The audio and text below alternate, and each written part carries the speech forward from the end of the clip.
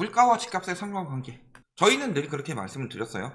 지금 집값은 정상적이지가 않다. 집값이 만약에 정상적이라면은 실물 가치가 상승할 때 인플레이션 시기에 집값은 더 올라가겠죠.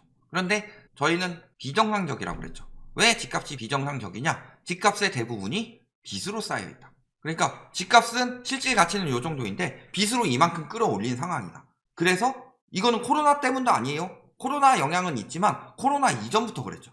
그래서 2019년에 저희가 초창기부터 이야기한 게 뭐예요? 가계부채 다이어트를 해야 한다 라고 그랬죠. 그러니까 빚으로 쌓아놓은 자산은 인플레이션 시기 금리 인상으로 인해서 영향을 크게 받을 수밖에 없죠. 문제는 뭐냐? 우리나라는 빚이 이중으로 쌓이죠. 그래서요, 잘 보시면요, 이런 이야기를 하죠. 좌파 정부 때마다 집값 올라간다. 노무현 때도 집값 폭등했고 문재인 때도 집값이 폭등을 했다. 그런데 노무현 정부 때보다는 문재인 정부 때 집값이 더 많이 폭등을 했죠. 그 이유가 뭐냐? 이 경제시장을 전반적으로 봐야 되는데 저희 보고 정치적이라고 하지 마세요. 저희는 정책과 경제 상황에 대해서 이야기를 하고 있고, 그래서 집값을 폭등시키는 정책은 문제라고 그랬죠. 그런데 집값을 폭등시키는 정책의 원흉이 뭐냐? 대출이에요. 핵심은 유동성이고.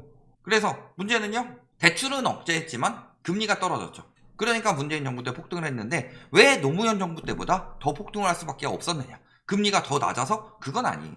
금리가 더 낮았기 때문에 폭등을 했다, 이렇게 보실 수도 있겠지만 그때보다 대출 규모가 달라졌기 때문에 전반적으로 금리는 조금씩 낮아진다, 선진국으로 갈수록. 그런데 문제는요, 금리가 문제가 아니라 핵심은 전세시장에 유동성을 불어넣었다. 그럼 전세시장의 유동성은 누가 불어넣었냐? 그런 점까지 다 같이 봤을 때 물가가 상승할 때 집값이 얼마나 타격을 받을 수밖에 없느냐, 인플레이션 해지 수단이 절대 아니라는 거, 이런 부분을 보셔야 되겠죠. 자, 그러면 물가가 지금 상승률이 둔화 중이라고 합니다. 그래도 고점은 지났다, 이런 거죠. 그래서 8월 생산자 물가 8.7% 이런 것도 나오고 11.3에서 9.8에서 8.7까지 떨어졌다. 또 물가도 9.1에서 8.5에서 8.3까지 떨어졌다. 그래도 떨어지고 있는 중이다. 물론 기대만큼은 안 떨어지고 있지만 떨어지고 있는 중이다, 이런 이야기를 하는 거죠. 우리나라 역시도 9월 소비자 물가가 조금 떨어졌다. 그래서 조금씩 잡히고 있다. 6.3에서 5.7에서 5.6으로. 그러면은 이 물가 상승률은 왜 둔화가 되었는지 봐야 되죠. 왜 둔화됐어요? 유가가 떨어지니까. 유가 안정에 힘입어 우리나라 역시도 유가 하락에 영향을 받았다. 그래서 WTI, 자, 국제유가 WTI를 보면은 정점은 6월이죠. 그럼에도 불구하고 7월까지 올랐다가 계속 떨어지니까 조금씩 상승률이 잡혀가고 있는 것처럼 보이는 거다. 유가가 좀 싸지니까. 그런데 문제가 터졌죠. 왜냐면은 나머지는 보면 어때요? 식품비, 주거비 이런 것들은 최고치죠. 유가가 물가 하락 압박을 주고 있고 여기에 이제 식료품이나 이런 것들이 상승 압박을 주고 있는데 유가가 많이 떨어졌기 때문에 하락 압박이 커져서 조금씩 잡히고 있는 것처럼 보이는 거. 첫 번째는 그거. 그 다음에 두 번째는요, 기저효과. 이제는 기저효과가 슬슬 나올 때가 됐죠. 작년 이맘때쯤에도 물가는 오르고 있었으니까 많이. 그래서 미국에서 결정을 빨리 내리게 된 거고, 작년 이맘때쯤에 우리나라는 이미 금리 인상 한 번 하고 두 번째 인상하려고 하고 있었던 시기잖아요. 그러니까 기저효과까지 합쳐서 실질적으로 유가만 잡히고 있다, 이렇게 보시는 게 맞겠죠. 유가 외에도 잡히고 있는 몇몇 가지 품목이 있지만 핵심적으로는 물가 상승을 위협하는 것 중에서 유가가 잡히고 있어서 그나마 꺾이고 있었다, 이렇게 보는 게 맞죠. 그런데 오펙에서 11월에는 200만 배럴 감산을 합의를 했다고 합니다. 근데 10월부터 10만 배럴 감산했는데도 유가 하락이 멈췄죠. 그리고 100만 배럴 감산 검토한다고 이야기가 나왔는데 불과 이틀 만에 그 2배인 200만 배럴을 감산한다고 했다. 그러면 이거는 유가가 올라갈 징조죠. 그런데도 유가가 만약에 꺾이게 된다 라고 하게 되면은 어떤 효과 때문에 그런 거예요? 지금 유가가 꺾이고 있는 것도 기름 가치가 떨어져서 꺾이고 있는 게 아니라 달러 가치가 올라가서 꺾인 거예요. 그러니까 이 새끼들 봐라, 달러 가치 올리네? 오펙 입장에서는 미국이 그렇게 달갑지는 않죠. 기름 에너지 권력을 가지고 있는데 이거 함부로 행사하면은 자꾸 와서 시비 털고, 그러다가 후세인이나 빌라덴 이런 애들 들이받았다가 탈탈 털리고, 물론 그쪽이 옳다는 건 아니지만 얘네가 봤을 때는 미국이 그렇게 달갑지가 않죠. 그 재작년에 가격 떨어질 때 코로나로 인해서 그때 미국 때려 부수려고 가격을 확 낮춰버렸잖아요. 셰일업계 박살나라고. 그러니까 달러 가치 올려? 그러면 우리도 유가 올리자, 이런 식으로 나오는 거죠. 그럼 유가는 어떻게 되겠어요? 식료품 등은 잘 안 꺾였어요. 얘네들은 거의 그대로이고 아직 상승폭을 유지하고 있고, 유가 때문에 꺾였었는데 유가가 올라가게 되면은 인플레이션 그래서 뭐 10% 20%까지 막 폭등한다 이렇지는 않더라도 이런 것들이 예전보다는 그래도 기저효과 있고 조금 꺾이는 분위기라고 하더라도 고물가가 지속이 된다는 거죠. 지금 뭐 여기는 이제 러시아가 EU에 대해서 천연가스 공급을 중단한다.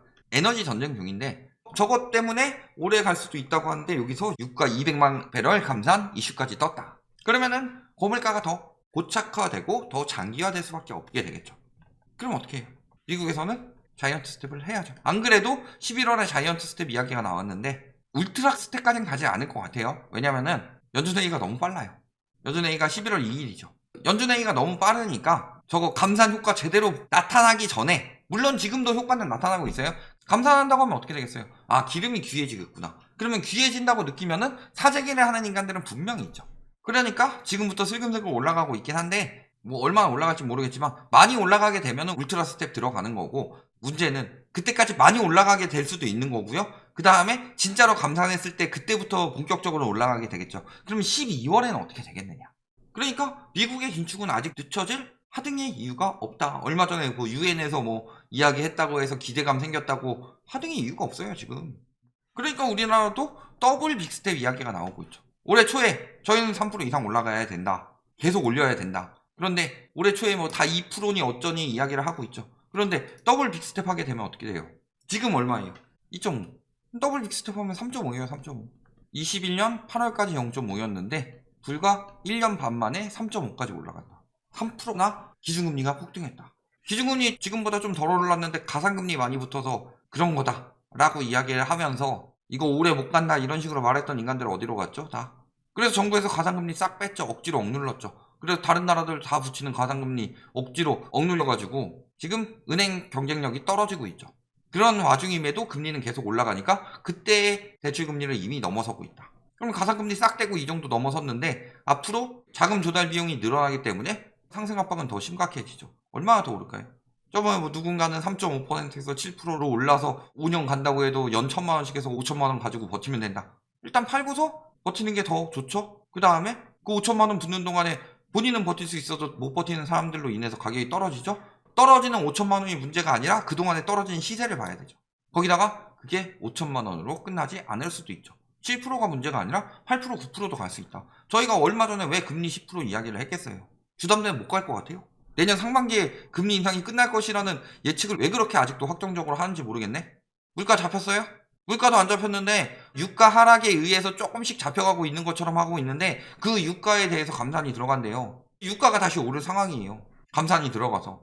그럼 더 장기화된다는 이야기가 빨리빨리 나와줘야 되는데 왜 이렇게 다들 아닥하고 있는지 모르겠다. 언론에서. 거기다 우리나라는 지금 1년치 일자리 예산 한 달 만에 날려버렸다. 외환당국에서. 그럼에도 불구하고 환율 급등을 못 막았다. 그래서 저희가 그런 이야기 많이 했죠. 스무징 오퍼레이션이라고. 환율 잡혔다라고 생각하는 사람들한테 환율이 잡힌 게 아니라 정부에서 지금 환율 낮추려고 달러 풀고 있다. 그래서 계속 빠지고 있죠 지금. 이번 달에 엄청 빠졌죠. 환율 급등하니까. 미국에서 자이언트 스텝 하는데. 미국은 자이언트 스텝 하는데 우리나라는 베이비 스텝을 한다. 이거 문제 굉장히 크다. 환율 폭등한다. 근데 문제는 뭐예요? 그럴 때는 보통 환율이 폭등하든가 돈 많이 풀어주고 외환 보유액이 감소하든가 그렇게 돼야 되는데 외환 보유액도 감소하고 환율도 폭등했어요. 예측한 대로 그대로 가고 있죠. 심각하다는 거예요. 그러니까 빨리 적어도 빅스텝은 밟아야 된다. 자이언트 스텝 쫓아가지 못할 망정 뭐하고 있는 거냐 계속 이야기를 했는데 금리가 올라가면 다른 경제적 여러 가지 뭐 이야기하고 있고 그래서 금리를 안 올려서 경제적으로 어떻게 터지고 있냐. 그럼 집값이 문제예요? 집값 거품 빠지는 게 문제예요? 아니면 집값 거품을 유지하고 경제가 무너지는 게 문제예요? 집값 거품은 빠지는 게 좋은 거고 경제는 무너지지 않도록 막는 게 중요한 거죠. 그런데 집값 거품을 지키고 경제를 안 지키면 어떡하냐. 그러니까 맨날 뭐라고 하는 거예요. 정책 나오는 게 저 따위고 금리 올리는 것도 저 따위고 하니까. 무슨 정치적이에요 우리가. 이따가 윤석열 정부 이야기할 건데 잘한 정책은 잘하는 정책이라고 그래요. 근데 잘하지 않으니까 문제인 거지. 그러면서 언론에서 맨날 잘하고 있는 정책을 다 잘못된 정책인 것 인양 문재인 정부 엄청 깠으니까 아 이 정책은 옳다라고 이야기를 한 거 가지고 뭐 문재인 편 들고 있고 대깨문이니 뭐니 이딴 소리 하고 있고 이야기만 하면은 이 닥쳐인 빨갱이 새끼야 하면서 뭐 빨갱이라고 뭐라고 하고 있고 뭐 레프트하우스니 뭐니 우리가 정치 채널이에요? 지들 입맛에 안 맞으니까 정치하는 유튜브들도 와가지고 라이트하우스가 뭐 좌파니 뭐니 하면서 아 그들한테 까이고 있다는 건 저희가 잘하고 있다는 뜻인데 경제에 들어가 있는 정책적인 부분에 대해서 이야기를 하는 거지 부동산 정치는 니들이 하고 있었던 거고 그래서 지금 외환 보유액 감소가 언제요? 역대 두 번째. 첫 번째는 언제? 글로벌 금융위기. 터졌을 때.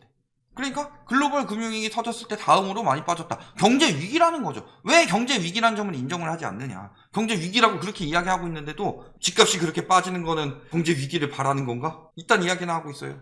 집값이 폭락하길 바라는 거는 경제 위기를 바라는 건가? 집값이 정상화되는 거고 집값이 필두가 돼서 경제 위기를 만들어냈던 거고 그래서 지금은 경제 위기인데 경제 위기 아니라고 이야기를 하고 있어요. 정신 나간 인간들이지. 그래서 지금 와서 외환 보유액 빠질 거 다 빠지고 환율 올라갈 대로 올라가고 그럼에도 불구하고 금리 인상은 장기화되고 있고 물가는 똑바로 안 잡히고 그런데 이제 와서 선제 대응한대요. 선제적 대응 그나마 이주열이 한 게 선제적 대응이지 무슨 선제적 대응을 해요. 그러니까 검찰 출신이 와가지고 금융위원장 맡고 있으니 뭐가 되겠어. 알아요 뭘? 정치적 논리로 보고 있는 거지. 저희가 뭐라고 그랬어요. 금리 인상 빨리 안 하면 무너진다 그랬죠. 그런데 금리 인상 빨리 안 했어요. 결국은 어떻게 되고 있어요 지금. 이제 와서 대응하는 게 무슨 선제적 대응이에요. 다 늦은 대응이지. 근데 문제는 뭐예요? 지금 가뜩이나 집값 폭락하고 있는데 그러니까 이제 와서 무슨 이야기 하고 있는 거예요? 결국엔 문재인 탓. 2020년 강행한 공시가격 현실화에 문제가 있음을 시인했다. 누가? 정부가. 어느 정부가? 문재인 정부에서 시인했어요? 윤석열 정부에서 문재인 정부가 문제가 있음을 시인했다. 이게 무슨 소리예요? 전 정부인데 우리랑 반대되는 성향을 가지고 있어요. 너네 문제 있어. 이건 당연한 거죠. 그런데 문제가 있음을 시인했다. 그러면서 이야기하는 게 뭐냐? 국토부 장관이 바뀌었으니까. 그런데 뭐예요? 1년 전 시세 대비 10% 이상 하락했다. 근데 공시가 현실화율이 90%까지 오르게 되면 공시가격이 시세를 초과할 가능성이 있고 공시가격이 실거래 가격보다 높아지면은 과세가 그 이상으로 들어가고 있으니까 문제가 있다. 자, 이상한 거 못 느껴요? 뭔 개풀 뜯어먹는 소리냐. 그거는 언제예요? 최종이 90%인데 90%가 되기 전에 가격이 떨어지고 있죠. 그리고 지금은 어느 정도예요?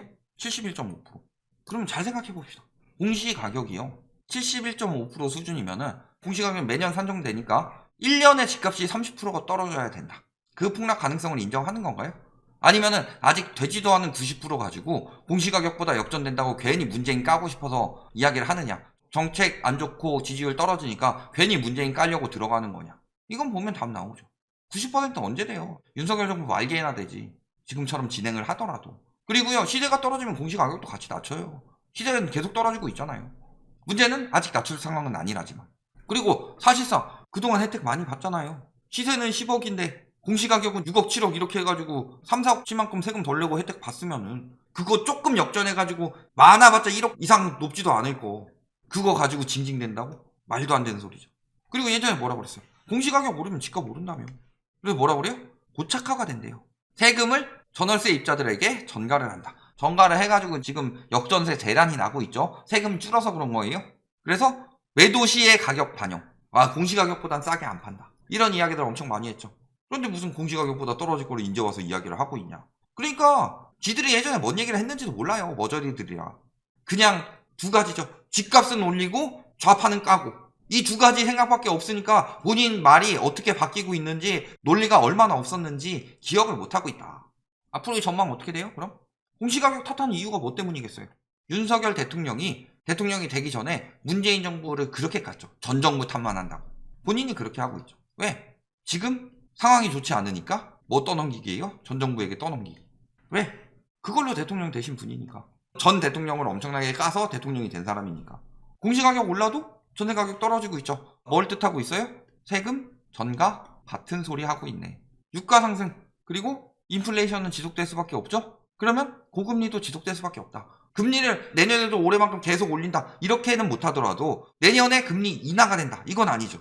그러면은 금리 상승이 멈추더라도 고금리예요. 이건 지속될 수밖에 없죠. 인플레이션이 잡히긴 멀었으니까. 그러면 당연히 부동산 수요는 감소할 수밖에 없죠. 투기 수요는 수익률이 떨어지니까 안 들어가고 하락장에다가 역전세까지 나고 있으니까. 그 다음에 실수요는요? 여력이 안 돼서 못 들어가죠. 그러면 집값 폭락은 가속화될 수밖에 없다. 결론 바랄 것도 없죠. 인플레이션 더 지속됩니다. 근데 지금 인플레이션으로 인해서 실물가치 상승하니까 부동산은 오릅니다. 이딴 개소리 하던 인간들 지금 입 싹 닫고 있죠. 그 다음에 금리는 큰 요인이 아니고 공급이 핵심입니다 하고 있던 인간들은 끝까지 구라치든가, 그래서 아직 공급 부족이니까 내년에는 오를 거다 이 난리 치고 있든가, 혹은 지금 말 바꿨죠. 공급이 문제가 아니고 금리가 문제였다. 의미가 없는 건 아니지만 공급이 핵심이 아니다. 핵심은 수요다. 그리고 지금 수요가 개박살 난 상황이다. 그런데 물가가 계속 올라가서 수요가 앞으로 계속 생겨날 수 없는 상황이다. 그러면 집값 정상화는 점점 더 가까워질 수밖에 없다. 이게 장기화되면요, 그때는 금리가 떨어지고 여력이 되는 수요가 늘어나더라도 심리가 살아나지 않습니다. 과거 일본 버블 붕괴 때나 닷컴 버블 붕괴나 이랬던 것처럼 그때는 심리가 완전히 잡힌다. 여기까지 말씀드리겠습니다.